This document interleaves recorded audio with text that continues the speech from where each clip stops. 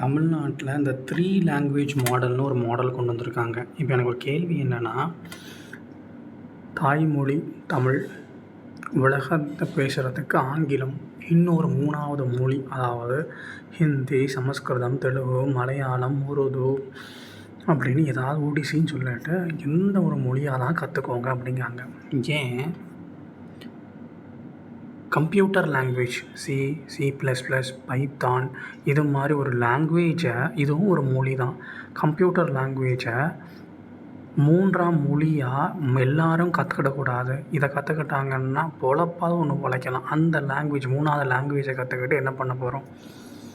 நம்ம எல்லாத்துட்டையுமே Google translator இருக்குது, எல்லாத்துட்டையுமே AI வந்துட்டு அட் த சேம் டைம் ரொம்ப ஃபாஸ்ட்டாக எந்த லாங்குவேஜையும் யாருனாலும் ட்ரான்ஸ்லேட் பண்ணுற டெக்னாலஜி வந்துட்டு.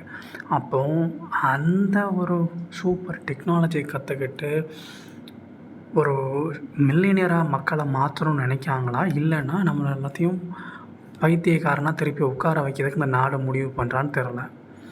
ஸோ 3வது மொழி கற்றுக்கிடுவோம். அது கோடிங் லாங்குவேஜாக இருக்கணும். அதுவே என்னுடைய கருத்து.